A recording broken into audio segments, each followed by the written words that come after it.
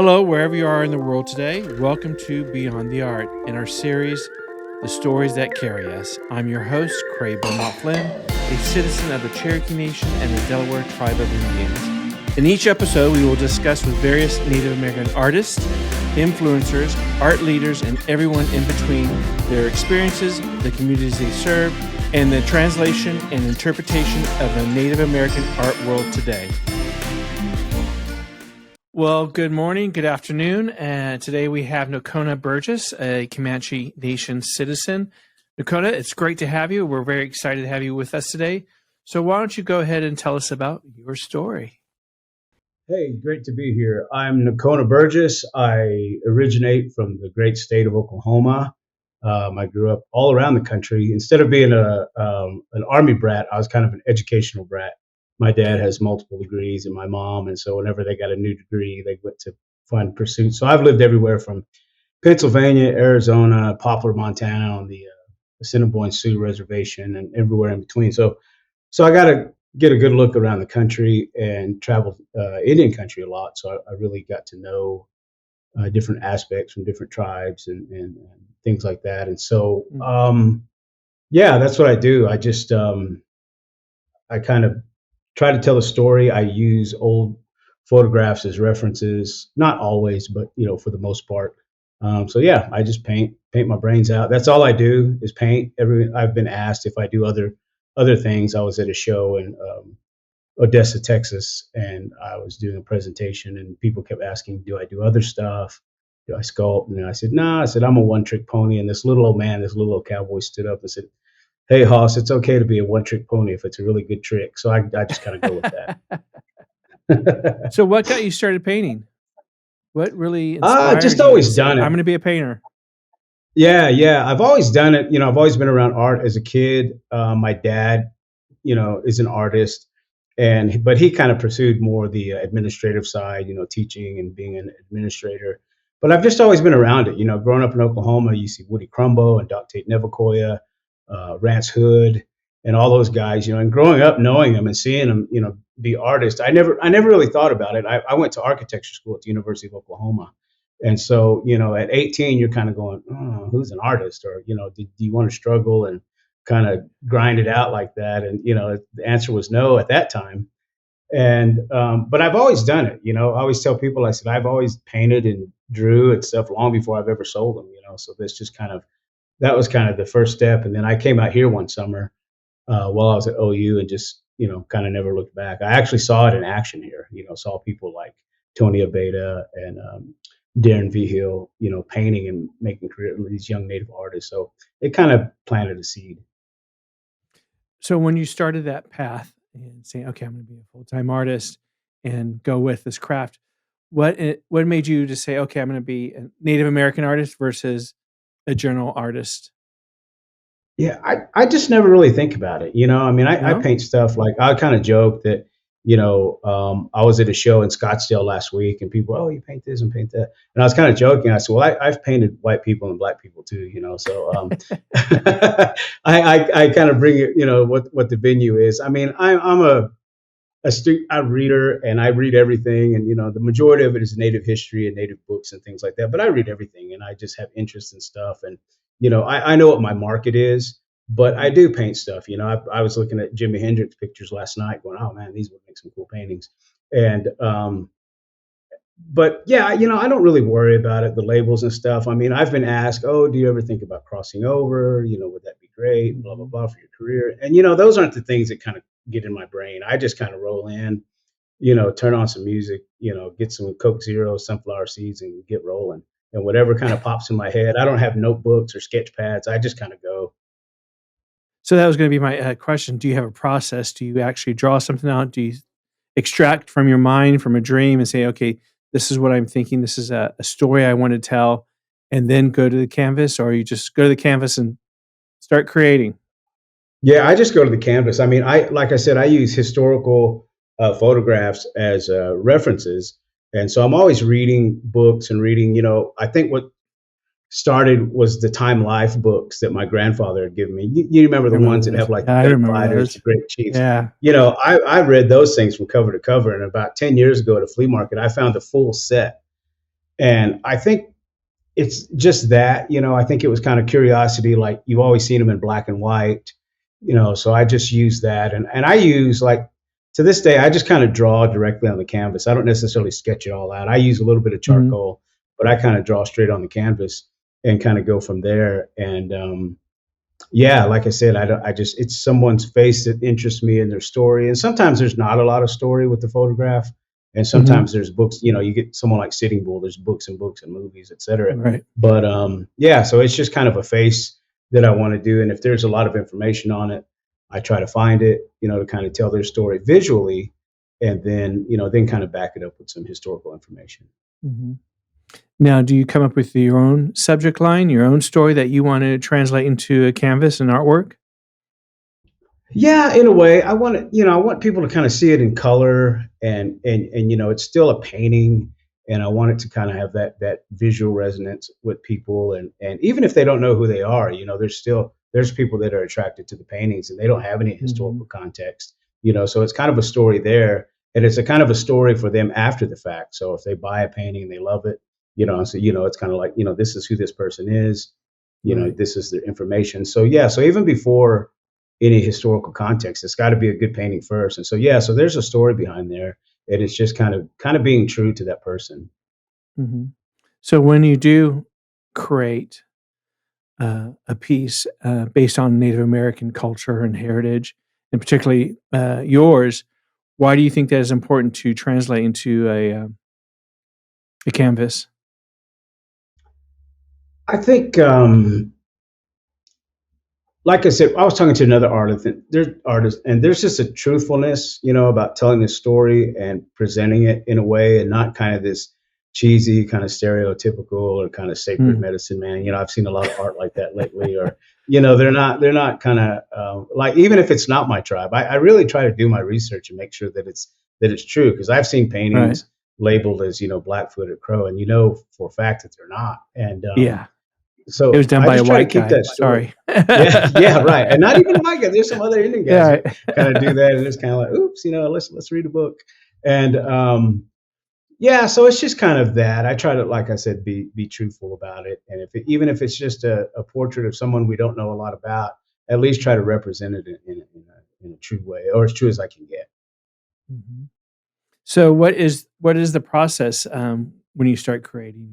If you don't have a pen and paper and you start painting and thinking, okay, I'm going to go with this direction or that direction, and you start translating that what's in your head, do you ever step back and think, is this it? Or you start really going out and doing something completely different?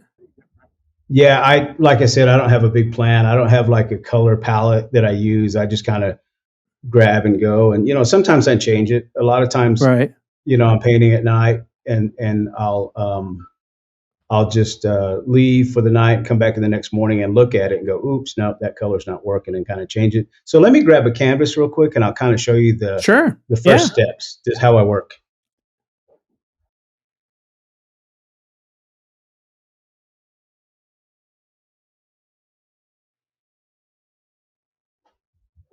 So this is kind of step one. Hmm. So I paint on a black surface, and I kind of paint the light, so I'm painting around the shadows. And so this is kind of, yeah, like the sketch. And then I'll go in with charcoal and kind of adjust the eyes, or make an adjustment here with the charcoal. And then let's see if I've got a step two piece here. So this is kind of, This is great. It's like live show and tell. yeah, yeah, yeah. So this is kind of step two. Uh-huh. And so it's just kind of like marking it, and then kind of going in and kind of sharpening the image. And then, A lot of and I depth. don't really have a finished piece here. I guess you can go to the website and see how they look in the end. And so Right. usually when I finish them, I've kind of has one piece over here that's this eagle. Fantastic. So that's kind of how they look. So you're not seeing like all the negative and the black underpainting and stuff like Hmm. that. That's just kind of that's basically the gesso or the primer that I use, and then they come out like that in the end. So that's kind of the process. I mean, I sketch on there, and I got asked by this. I think there's a library back east that has like artist notebooks, and they had sent me a request to send in like a an artist's like sketch pad, and I was like, well, I don't really do sketch pads, and they were kind of like, what, and I was like, I never did, even in college, I got in trouble kind of one time in advanced painting for not really having one. I used to fake them when I was in college because you always had to do them in college classes. I had to keep a Right. sketchbook, but I would wait till like a couple nights before they were due, and I'd get about 10 or 15 different pens and pencils and kind of resketch the paintings that I turned in and write little fake notes and spill coffee on it and stuff like that. Then I turn it in and kind of get my 20 points. But that was about it. And I kind of got busted in advanced painting one year. And he just kind of laughed and said, I know your process and you don't have to bullshit me. And, I was like, well, do I still get my 20 points? And so, yeah. So, So, what is the Nacona Burgess voice then when you create your craft? ah, Or what do you want the just audience and the curator or the collector to hear when they look at and buy your piece?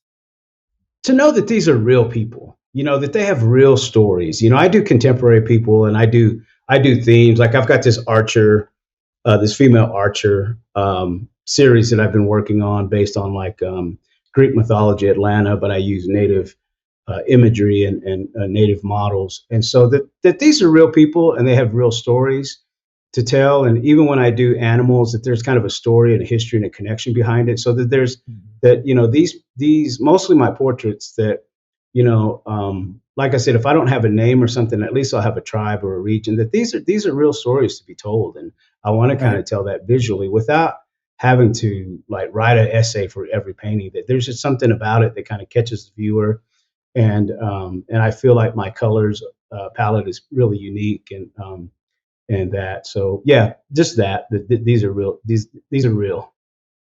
Do you take risk when you're creating? Do you really incorporate other mediums or uh Yeah, I use spray paint and pens. I use paint pens, acrylic. So when I put acrylic on canvas, it really is because it's spray paint, acrylic, and pen Right, acrylic. But right. I use pens and stencils and tape and razors and anything I can kind of get my mitts on. So yeah, I use everything, and so I'm always doing stuff. My son, who's 13, started kind of this series of work on the kind of the pressed wood that looks like brick, Mhm, and he's been doing mhm. kind of these graffiti pieces on there. So I've kind of stole some ideas from him and just using different ideas and things like that. It's And a yeah, family so I just affair. I get in there and try anything. Right. Do you incorporate other aspects? I mean, when you're creating you're a painter, have you thought about going outside your comfort zone and doing basket weaving or pottery or any other, Oh no. uh Anything no? three-dimensional, I'm terrible. Like when I was in college, I had to take a pottery class, and that's where I met my wife, and I absolutely sucked. If it wasn't for her, I probably wouldn't have got a C in the class. Like it has no, I don't know what it is. It has no appeal to me, and maybe that's why the architectural thing just didn't work out, is because I just don't. I've kind of teased when I was working. I always tease some of my sculptor friends, Mhm. and people take it wrong, but knowing me, I'm kind of a jokester. And I said, man, sculptures is shit I trip over when I'm backing up to look at my painting, and it's kind of like, and so I don't have the talent for, I've taken a jewelry class, and the only reason I tried these other things is because I had to take these Mhm. classes, because they want to make you more versatile. And so, yeah, anything other on outside of a 2D surface, I'd have an office job. Do you collaborate with other artists? Yes, I haven't. I've had in Yeah, the past. yeah. Yeah, I've done some collaborations for different like fundraising projects and things like that. And so, yeah, that's always fun. It's always kind of Mhm. fun to kind of work with other people and see their process and kind of see an outcome. So, yeah, Do you do the, Native American art circuit? not as much as I used to. I Yeah. only do like I do Indian market because you kind of have to. It's like the Mhm. Super Bowl, and Right. when 150,000 people come to the venue and they're spending $140 million, you got to kind of be there. And plus, I like it because it helps me cultivate new collectors and meet people person to person. But I do Indian market, I do winter Indian market, and there's a show called Native Treasures. I mostly do those because they're all here in Santa Fe, so I'm not having to get hotels, and so Right. I haven't really been on the circuit in a while. But I started out doing that. I did Red Earth, and I did Idle Jorg, and the Herd, and and the Autry, and all those shows. So I had to do that in the beginning, but now I feel lucky and blessed that I don't have to do that so much. That's fantastic. Are you exhibiting anywhere right now? Yeah, I show here in Santa Fe at the Manitou Gallery, and I show in Scottsdale at the Marshall Gallery. I show Mm. in Fort Worth at the Adobe West Gallery, and then in Schoonover Gallery in Steamboat Springs. And those are kind of the main ones. I have a few other small galleries here and there that they kind of buy wholesale. And then I show in Bristol, England at the Rainmaker Gallery, and Sydney, Australia in the Four Wow. Winds Gallery, and You're then a I ma show you're an in international Tokyo at the man. Mesa Collection. Yeah, yeah, I get all over the place. That's So fantastic. I've been lucky. So yeah, so that's it's been kind of nice to do that. So Have you seen a change in the wind of how Native American art is viewed from the outside world since yeah, you I are think so. exhibiting internationally? Yeah, I think we're starting to really flex our own voice. I think social media helps that, and I think just media in general helps that. I think Mhm, people are finally asking us to do. What do we think? What do we want? What do we see? And then I feel like with native art, we cover all the bases. We got people doing Star Wars stuff. We got people doing non-objective art, and it's really kind of getting a voice. I recently did a commission for the state of Oklahoma for the state capitol, and the three commissions that they did were all of native artists doing the portraits for the state. So that was like mhm. Star Hardridge that did Wilma Mankiller, and then the other art, Dylan Cavan did the Choctaw Code Talkers, and then I did Doc Tate Nevacoy, so and he's Comanche, and so yeah, so I mean it's like wow, after all these years they finally asked us, and I think that that's it. I think that plus I think whenever you're an outlet, a gallery, or a magazine or something like that, and you're just kind of spewing bullshit, I think that someone will see it, and they can, if Mhm. it's like my name, someone can like post it on your page and go, oh hey, they're writing this about you. So I think it really helps that you can really monitor, what's being said and what's being done out there, and you can't just kind of write anything about natives anymore because it'll kind of get back to them. We talk back. Yeah. We want our voices heard. Oh yeah. How do you think the educational component is, helping provide a way for us to hear our voices being told, our stories being told? Since art is not really a program being offered in the educational system nationally, how do you think that's gonna help the youth kind of gain that knowledge and actually pursue careers in the art world? Right. I was in education for a long time, and I think that the education aspect of I both art ed. I feel like we really need to step up our game in art education to prepare kids not just to be fine artists. It's always like when you're in art class, oh, I can't be a painter or a sculptor, but it's not about that. It's about you can be a shoe designer at Nike, or you can design cars for Ford, and you can design clothes and iPods and websites and all this kind of things that that it takes an artist's brain to do. I always say that 95% of our brain of our life is art. When you wake up in the morning, you put on your cool glasses and your cool shirt and your phone, and you go to the store. So we're just blasted by art, but we don't see that. So I think I'm always a proponent of that aspect, but also a native. I like out here, I work for Santa Fe Public Schools, and I help them build a Padlet of materials, websites, people that they can go to, where the teachers don't have to be afraid to teach it because they don't know. So I've kind of built this whole educational Padlet. It's like 2 clicks. You click on Mhm. it and you find books, materials, websites, people. I always call it my human Rolodex. I've got a person at Arizona State that's a microbiologist, and so he taught a class virtually for Santa Fe High School, like microbiology from an indigenous perspective. And so it's just kind of getting out there. Like I said, I know there are some states that are kind of shutting it down, but you don't have to shut it down at home. If the state doesn't allow it, you can go online, you can get these books, you can order these books for your kids. And a lot of the books are inexpensive. And so, or they have libraries have loan programs, and so I know states like Florida and Oklahoma and Texas are kind of against that. But you can, you can still teach that stuff at home, and you can still talk to that, because my son out here, he goes to a Catholic school in New Mexico, and they taught New Mexico history, and so when he comes home and says something about when they teach New Mexico history, me and him talk about, when they talk about Comanches in New Mexico history, I'm kind of like, okay, this is what I'm going to teach you. So you don't have to just Right. take it.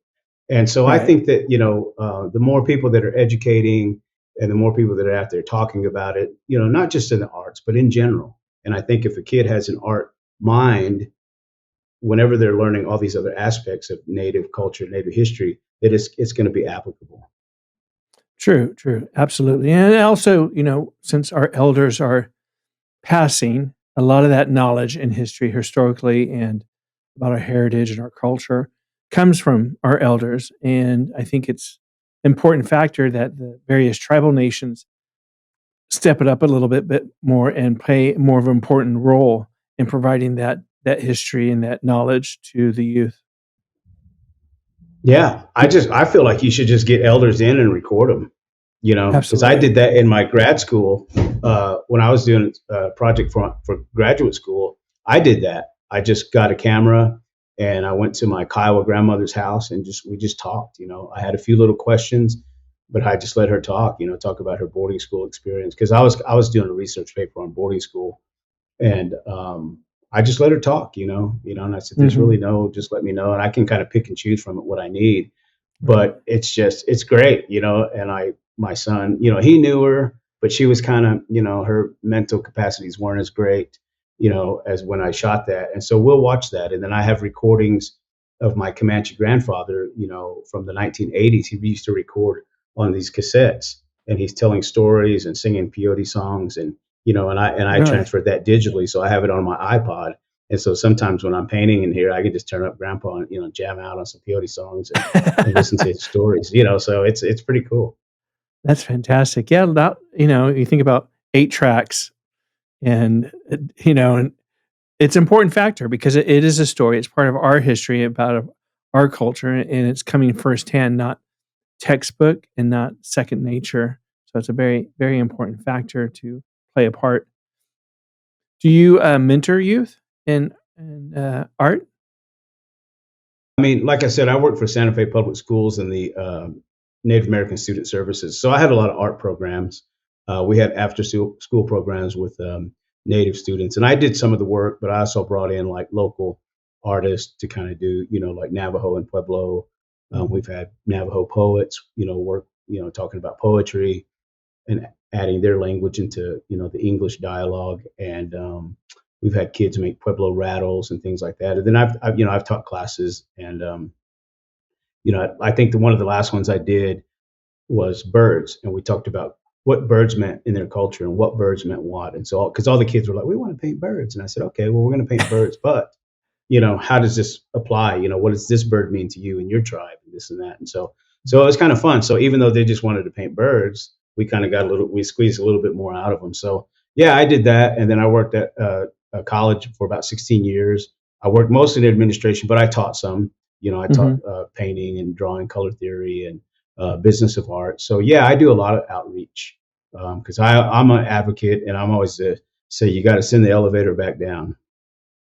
In some of your pieces, what were you most surprised about one of the reactions that has been received? I always say, it kind of sounds cheesy, but I always say you feel art as much as you see it. I mean, I've had people that got emotional, like they're just like, I mean, there were times where it was of somebody, maybe, I got a commission to paint a great grandfather or a great parent, or something like that. Or sometimes people have gotten emotional just Right. from the painting, and it wasn't always kind of these kind of hippy dippy people. It was just people that kind of like there's something that in it that just move them emotionally, and I understand that. I'm a big art collector. I have art all around the house. My son always says, "Dad, Mom, you guys don't have to have art in every corner of the house." And we're kind of like, "Oh, yes, we do." Yeah, we do. So, but he does. He has it in his house, on his side of the house. And so, yeah, I just think you feel it. There's just something about the combination of the image and the color and the setting, and because there's pieces that I've bought, like I don't even know anything about it, really, but I just bought it because it just sits in my soul somehow. And even to this day, I have hundreds and hundreds of pieces of art. Some days I'll walk across something and I'll pull that thing off the wall and kind of sit with it a while and just kind of look at it in different angles of light. So I think it's that there's an emotional. And I know they did a study. They did brain scans of people looking at Mhm. art, and it reacts in the brain the same way love does. It hits like the same part. So I think that that's there. It's an emotional thing, I think, in the reaction that's achieved. Now, do you have an emotional attachments to some of your pieces that you can never let go? No, not not too bad. No? I've got a couple. Like I have a piece that when I kind of got back into art back in like 96, when I decided, okay, I'm going to give this a run. I've got a piece. It's this grass dancer piece, and it's back on my son's side of the house. I've kept that, and then I've got a few pieces that I've kept from time to time. And there's stuff that my son. There's a painting that my son absolutely loves that he had to keep, and it's by his bed. And then there's a few pieces that my wife has loved, and we kept, things like that. And then the one that I kept, it was in a movie called Hell or High Water. It made its screen debut, big screen debut. So I was like, oh, cool, I'm going to keep that. But not really. I mean, I just kind of send them out there, and some of them come back. And Mhm. I have some that I keep in my own personal collection. And I don't know. I just feel like it's better out there, you know, rather than just me having it in storage or you Right. know Defeats on the my purpose of wall. I being would, a working artist. yeah, yeah, oh yeah. Do you feel that, you've hit or artist needs to hit a certain level, saying, "Okay, I've made it as a working artist," or is a starving No, artist still a thing? yeah. No, I just think you do what you want. I mean, I know artists that are just badass MFers, and they paint, Mhm. and I'm like, man, you should just be in this, but they don't. It's not in their need, or it's not DNA in or their. yeah, Yeah, they just want to do it, and they're like, Then I see artists that I kind of think, wow, how did you get here with that? Not to be an asshole, but not everything's like, but it is what it is. I mean, Mhm. you don't have to be great drawer or great this to be a successful artist. You just got to want to do it, and you got to get out there and do it and present it. And it's there. It's a tough road. Artist life isn't easy, but yeah, Did I you mean, set you it don't have to be the most talented, huh? did you set a goal for yourself when you said, "I'm gonna be an artist full time"? Um, Not really. I mean, I Mhm. kind of retired from education last June, and everyone's like, "Oh, you're a full time artist now." I'm like, "No, I've always been a full time artist. I've just always worked full time too." So instead of Right. putting in 80 hours a week, I'm only putting in 50. And so so it's just something I've always done. And even my wife kind of jokes that she kind of gets jealous of my dedication, that I can just get up and come in here. There's no, Mhm. and I've trained myself over the years as a professional that, I got to get in and get to work. Some days it's rainbows and flowers and I'm jamming and it's just flowing. Then other days it's work. Some days it's like, oh my God, but I still get in here and I still get Right. to work, because there's a great quote by Chuck Close that says, amateurs wait for inspiration. The rest of us go to work, you know, and it's true, Interesting. and that's what you got Yeah. to do. You got to get in and work. I mean, there's times where I've had busy weeks at the office, at the school, but I've got a show coming up, so I've got to come home, eat some dinner, and tell the crew, hey, I'll be in the studio if you want me. And my Right. studio has always been at the house, and so I don't think that there is. I know some people want to be superstar artists and drive big cars and be all this, but I just always work. I Mhm. like it. I like selling, making money. Because it means I can continue to do it. And the more successful I feel as an artist, maybe commercial, is the less compromise I have to do. So I can kind of do what I want and make my Right. schedule. And so I think that that's it. But I just think everyone has their own idea or their own, I don't know what would be a metric of what they want success to be. And some of people just want to do a show. I know friends that work, and they like to come to Indian market and have a good Indian market, and maybe if they've made enough to pay for the trip and maybe win a ribbon, Right. and that's fine for them. It may not be for me or other people, or and maybe they'll want more down the road. But it's whatever you want. It's just like anything.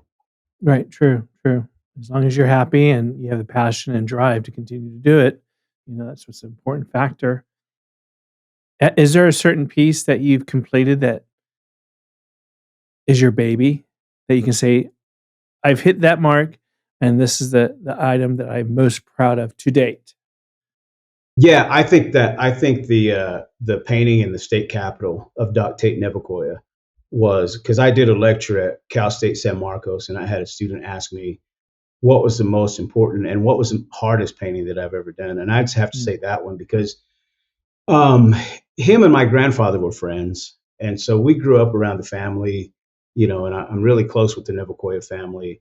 And when that commission came to me, I was like, okay, this has to be like spot on because his children are like my age and they're still right. alive. So I can't miss. Some of You're going these to be portraits I judged. do, yeah, yeah, yeah. Some of these portraits you do, people have never seen the photograph before, or very few people Right. know, or it's from 100 years ago. So You can kind of so fake it it. was kind of like, oh, yeah, it was like, man, I gotta. And so as I was painting it, I would send different levels of the painting to my dad and say, okay, and he'd say, yeah, watch this, watch that.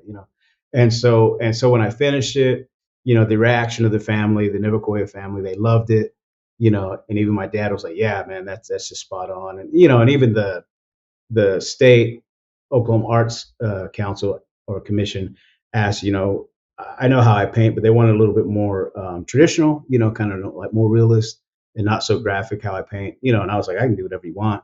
And so, yeah, so it kind of had to be more a traditional style of like an oil painting, and it couldn't kind of be too, graphic looking. And so, yeah, so I really had to really, watch this one and kind of baby it and the fact that it's there and I like it, and it's my baby because I know when I'm dust and bones, I'm gonna have grandchildren and possibly great grandchildren checking it out, going, "Hey, that's and so that's yeah, that one is it. That's the big one. Do you think you'll have another one? I don't know if they ask me, I Yeah. would, but something like that, that's just going to be kind of for the whole world to see. I have stuff in the Smithsonian, and I have stuff in, I got a piece in the Nelson Mandela Museum in South Africa, Really? and I was down there, and those are cool, but like this one is home. He's a fellow Comanche, it's people I know, someone I grew up with, Mhm. and I don't know if anything will top that. I mean, maybe if someone asked me to do a Quanah Parker painting for like the state capital of Texas or Oklahoma or something like that, it would, it'd kind of be up there. But I think this was kind of a good, not that I've peaked, but this was, this was a big deal. What do you feel is the emphasis on an artist's life? The emphasis. Yeah, if someone came to you, a youth or someone say, "I wanna be an artist. Why should I be an artist full time?" What makes it something that you wanna What's strive for? yeah? What story do you have to tell? What's your story that you want to tell the world? And it doesn't have to be nothing fancy. It does, like mine is kind of historical accuracy and historical stories that these people, a lot of the people that I'm painting are from like 1890 to 1950. So it's kind of this transitional period for us, where, Mhm. stop being free and, in charge of our own destinies, and now and so mine is about the endurance, the survival, the strength. But it could just be, I have friends that paint Star Wars, how Star Wars, they really feel like Star Wars relates to their culture, and that Star Wars has stolen so much from native culture that they can kind of reintroduce it into their art.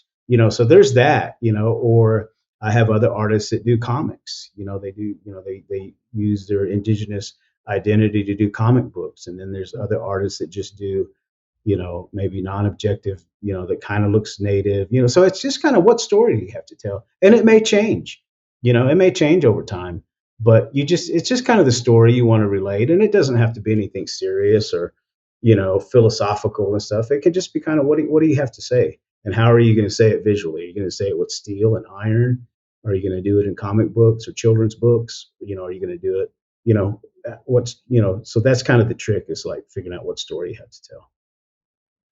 So your story when you started, what made you get in the medium of paint versus clay or basket weaving or jewelry? Yeah, like I said, I sucked at all that, even in school when we had to do macrame and stuff. It wasn't but I could always draw, Right. even in school, I was drawing friends and drawing friends' cars and drawing friends in their football uniforms and, drawing girlfriends, and stuff like that. And so it was just kind of, I could always draw, I always could do the 2D thing. And then it just kind of translated, my dad and mom got me some paints, when I was a little bit older and come out early teens, and I'm painting Woody Crumbo and I'm painting, TC Cannon and Rance Mm, Hood knockoffs, when I'm like 13, 14, 15. And it just kind of evolved, when I got uh, older, I start looking at stuff like TC Cannon, not that I didn't like the plain style, but I just, I start kind right. of looking more and more and more. And so it kind of evolved from there. And then I start looking at who TC Cannon was looking at, and then start, and so I start kind of, but it was just painting. Like I said, I love painting. I've done some um, printing before. I like printing, but I don't really have the space or the time to kind of do screens and lithographs Right. and all that stuff right now. But I just love painting. I mean, I've been doing it. I've been a professional for 28 years, and I can just get up. I like the smell. I like all that kind of fun stuff, and just yeah. Do you come from a family of artists? Did any of your family members create Not with her? not so much on a professional level. My brother Quana is an artist, and he does art and does shows, and he just did a mural in Quana, Texas, of Quana Parker. So me and my son were kind of. My son goes, "Oh wow, Uncle Quana in Quana painting in Quana," So, but yeah, my brother is an artist, and my dad is a badass artist. But like I said, he kind of went to the administrative side. He was tribal chairman for the Comanche. He founded the Comanche Nation College. He was a dean at a university and a principal and stuff like that. But of me and my dad and my brother, our dad is the best one, you know. And so in fact, I found this painting right here. We found Mhm. this in Chickasha at an antique store, and one time, and I asked my dad, that was one of his paintings, and he did in the Really? '80s. And so yeah, so my And wife you and just I came was you actually just at came here. across it? Yeah, my wife did. She goes, "Hey, Oh, who's this wow. Burgess?" And I was like, "Hey, that's one of my dad's paintings from like the '80s," And so we bought it, and we were telling him. He goes, "How much did you spend on it?" We told him, "Go shit, you could have just gave that to me. I would have painted it again, painted you a new one." So yeah, so just kind of being around him. He got his first degree in art at Central Oklahoma, and he actually went to college with TC Cannon for a while. And but my dad's always just been around art. He's always been a good eye, for critiquing and talking. And then my mom's dad was a, kind of an amateur painter. He always had little paintings and stuff around his house, and did that. And then my mom's mom, was a quilt maker.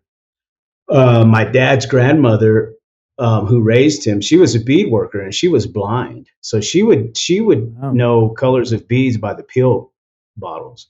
So like Really? this tall, skinny one was red, this little one, and so she would put it in like one of those cafeteria trays, and Uh-huh. so she knew what each color, so she could visualize it in her brain.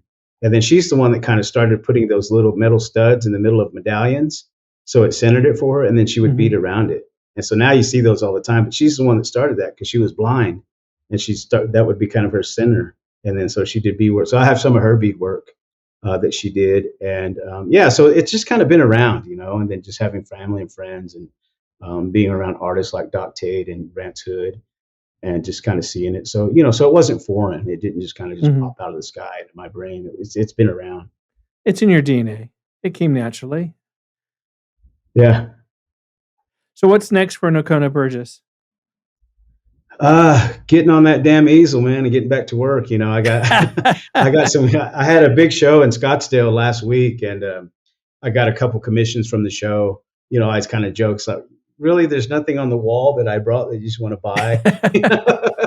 It's like, oh, well, we like this, but we want it bigger or redder or this and that, and I don't have a problem with commissions. They're fun.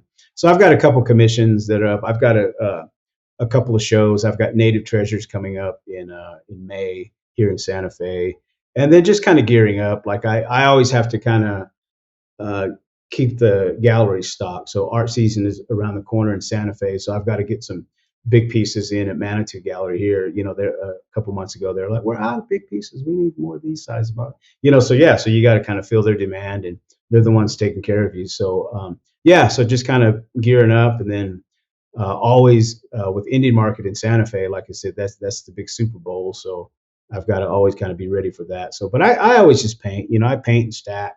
I always kind of tell young artists that you've got to get in that habit of doing that. Just paint, stack, whether there's something out there.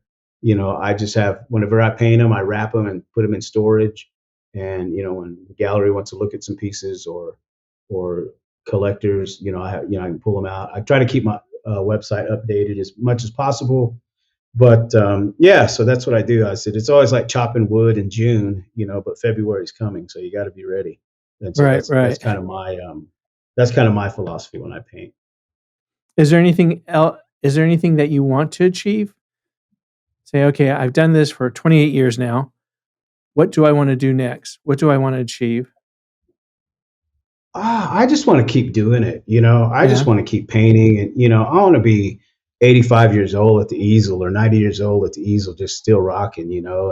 And just to be able to do it. And I think that like I said, I think the commercial success and paying the bills allows me to keep doing it. You know what I mean? Whereas if it falls off, it's like, man, I'm gonna have to go clock back in.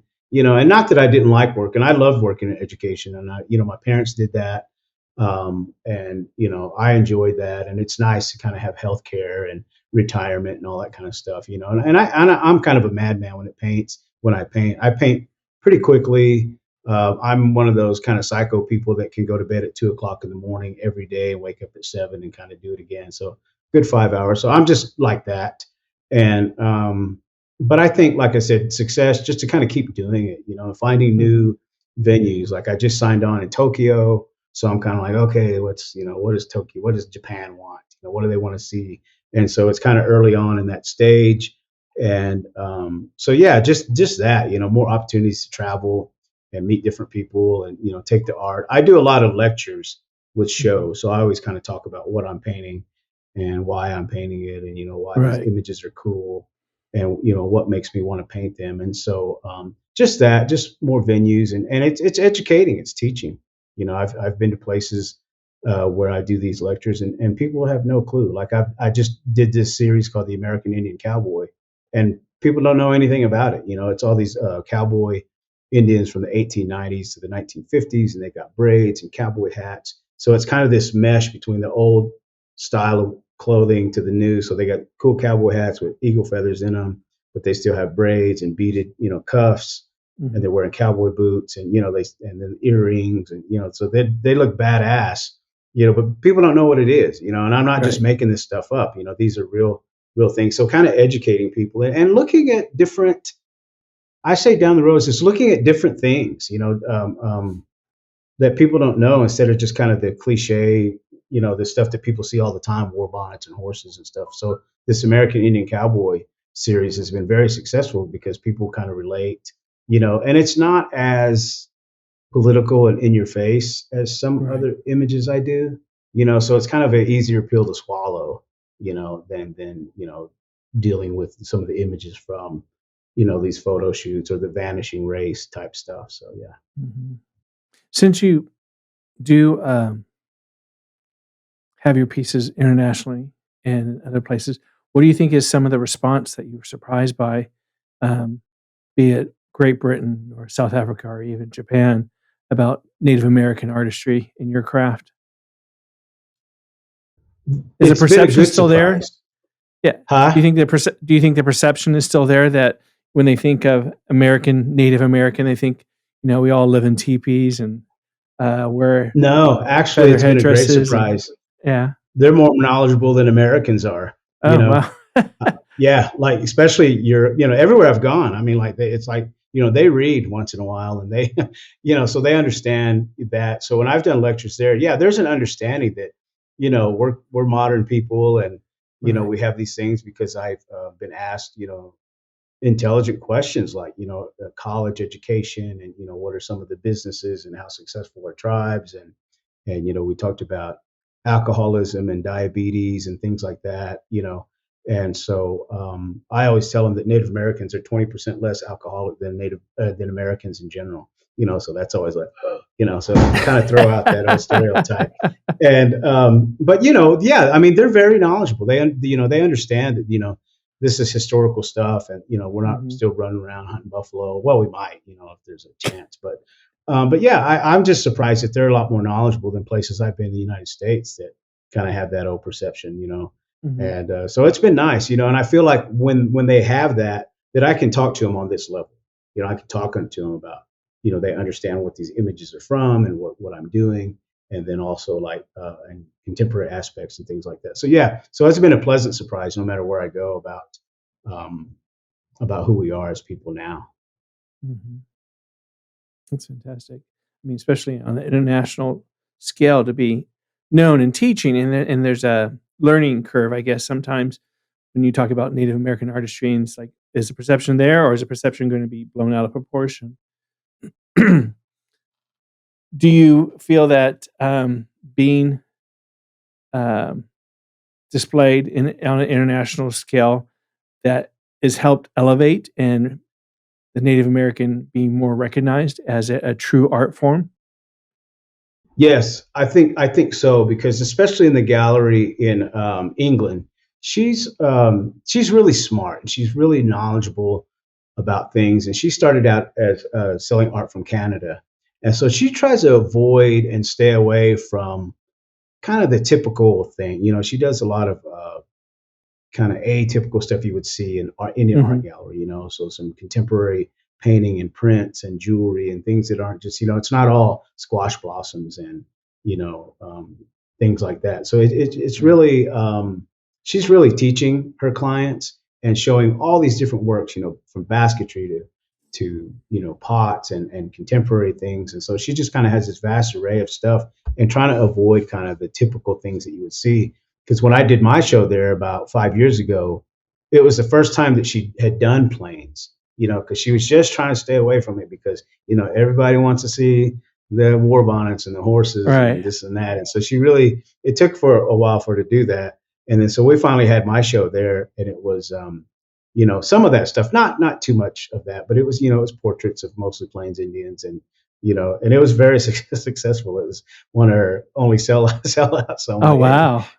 let's Hey. do it again. So, but I understand, that's popular with everybody, but yeah, I think these, and then the lady from Tokyo, she started out as jewelry and she's moving into the arts, and she wants it to kind of be genuine and like the real deal, and not kind of this, because you can kind of get away with it, if you're not here and people aren't Mhm. that knowledgeable. But they're both kind of honest and true and want to represent and do right by it. And so, yeah, I think it does help, when you're out there talking, because, like I said, it's just kind of dropping that pebble in the pond, and whoever talks about it, so if they're having coffee with a few of their friends next week, and they go, oh, wow, we were at this lecture by this guy, and this is his art, and he said this, and this, so I think it does. I think it is impactful, and it does help. Yeah, it does help a lot. Well, Nacona, anything you wanna add and share with us?